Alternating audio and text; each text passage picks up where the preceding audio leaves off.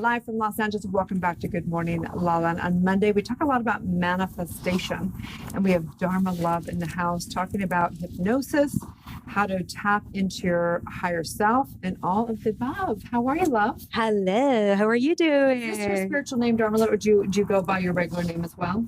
No, I actually just go by Dharma Love. Yeah. That was a name that I channeled, and it just came to me one day that I felt I was not resonating with LaLa anymore because that's my real name, you know? Yeah, This is kind of common in the spiritual world. People get new names because they die of their Absolutely. lineage and they're reborn in what they're creating for themselves. in the rap game too, actually.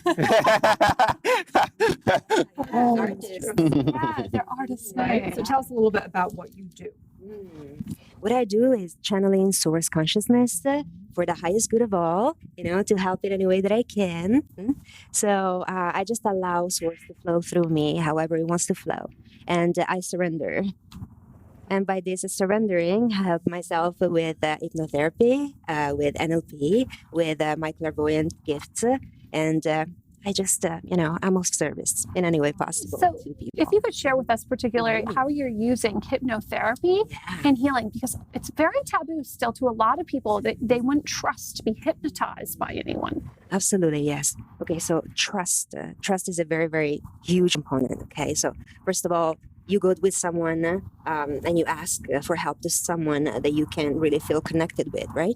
So there is always a resonance that we can find in someone. So if you go to someone, it's because you're actually already resonating with them. Or if you're actually called to connect with them, it's just because there is already a vibrational resonance.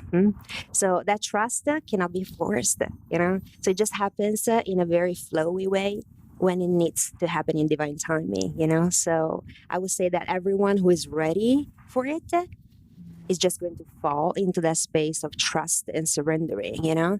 It's just fantastic. I remember, early on in my psychology studies, when I discovered hypnosis, I didn't realize how much scientific and empirical evidence there was behind hypnosis. And it's particularly good with certain kinds of sort of challenges or problems that people have. When people come to you for hypnotherapy or hypnosis, what particular challenges might they be facing? And what is hypnotherapy and hypnotism best for? Absolutely.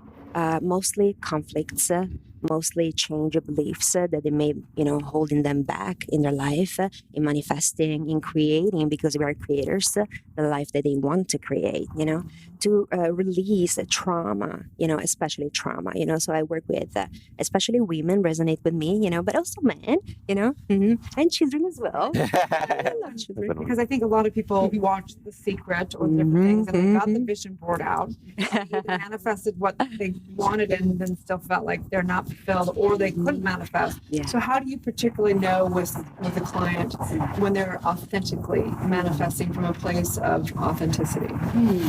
This is a beautiful question. There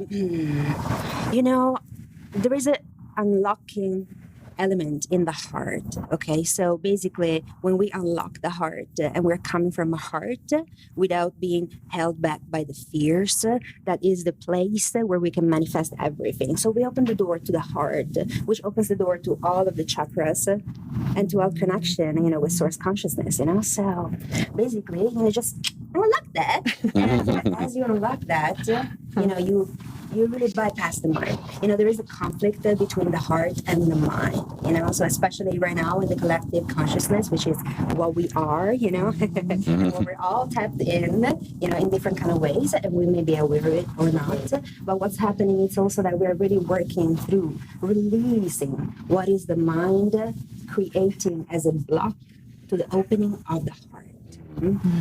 I just love that so much. And, one of the experiences or sort of insights I've had is that like all the most beautiful things in life come from somewhere beyond the mind. It's never right. It's like, and so talk to us a little bit about that, because I think people have a real hard time quieting their mind so they can hear their heart, or quieting their mind so they can heal or let source or spirit sort of flow through. I love this question. Thank you for asking this. It's we tend to be so hard on ourselves. So there is this pattern, talking about pattern of trauma, and all this energetic that we hold inside of our body, which manifests also in sickness sometimes, but not always. Thankfully. Sometimes it just manifests in not manifesting into what you want, and manifesting what you really don't want. But that's all right. Yeah. So we all have this connection. And wait a second. The mind and the heart. Perfect. So the judgment is one of the biggest energetics that hold us back from really connecting to the heart, and brings you into your mind. Am I doing this right? I'm doing this so wrong. I could have done it so much better. What are they thinking about me right now? Oh my gosh. How is my hair looking right now? So all these things, they keep you away from staying in your center and really in your heart, in your presence, like right here in this very moment. So I'm aware of you guys right now. I'm aware of everyone that is around here and what they're going on. What is happening in this very moment in their life? What are they focusing on? So that is presence, so you can bring your presence and grounding, so that is one of the ways, right? That we connect to the heart, that you bring that presence and grounding. And thank you so much for embodying that, because I can feel all of it, it's so beautiful. As you bring that, you bypass the mind. And when I say bypassing, it's actually, you collaborate and co-create with the mind in such a much more open way, where your mind helps you, making your decisions, right? Because the mind is very important, right? But does not hinder you from really creating the highest timeline of consciousness, meaning the most beautiful life ever for yourself and others. So, question, how do people work with you? They work with you like just to come have a session of hypnotherapy, or do you do groups, or how do you work exactly? I love this question. Thank you.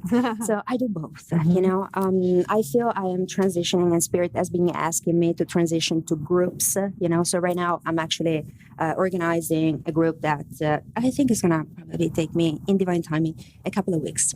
But it's going to be a free group just by donation. People are going to be joining, and we're going to be releasing ancestral trauma from our bodies, because we have still so much lower density energies in our bodies that are kind of, keeping us, in our lower chakras, so also sexual energy is related to this, by the way, so a lot of people are stuck in their lower chakras, and therefore they cannot unlock the heart and the whole, channel. And Your brother, like, she's so LaLa, and you're so woo, and I love it though. It's so gorgeous, and I've gotten so clear that it's perfect because the exact people that just resonate are going to just absolutely adore working with you, and there's going to be someone different that works with whatever. And that's the beauty of all this spiritual work, is that it all comes to truth, but that the personality is what attracts the specific community and everything. So thanks for being you. Really so beautiful. Quick question, just a quick question. Sure. So, like, releasing all the ancestral trauma, I think about that, and I think about the millennia. Right? Like, it feels like it would take forever.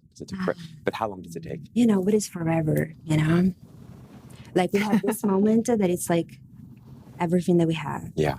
And it's actually lasting forever. It feels to me that this is lasting forever.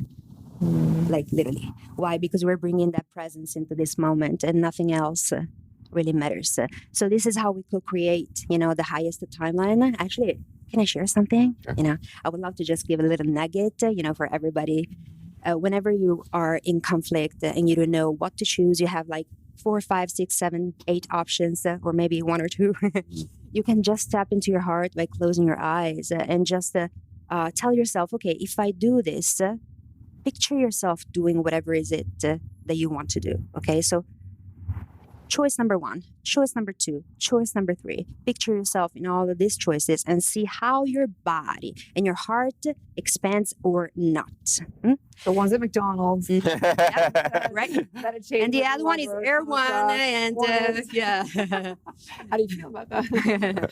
So you feel that expansion in the heart, when it's the highest timeline, when is what is the the best choice that I can make for myself, for the highest good of all, because it's not about ourselves, like really, like in the end, it's like me. Yeah. But then it's us, Well, please tell everyone where they can find and follow you, Dharma. Oh, thank you so much. I love you. They can find me here. I'm always here. I love that. Oh yeah, I love to tap into my inner child. I feel that, like it's just what we are, Absolutely. So they can find me at on my Instagram account, which is I am Dharma Love. They can find me also that IamDharmaLove.com. They also can find me at life.academy, and life written with a Y, which is an amazing platform and organization that I work with. We created an amazing course for empaths, to manage and empower yourself. So there are amazing, beautiful techniques, channel techniques that you can use in order to empower your gifts, because everybody has them, and to just develop them and just really fall into that space. Also have a new course coming up, which is, I'm going to cut it short. It's about sexual energy, So as we were talking about, these lower density energies, for me, Spirit told me you need to start, just channeling and just exchanging this kind of information so that people can start managing that energy and bringing it up into the upper chakras, so that we can really bring all of that sexual energy that is such a huge drive, right? And what if we bring that into our own passion and drives in life? What if you can be aroused all the time, and living in an orgasmic state? Yeah. Well, that's a conversation. Yeah. Well, thank you so much, Dharma. I can come back anytime. Stay tuned. We'll be back tomorrow at the Morning Love.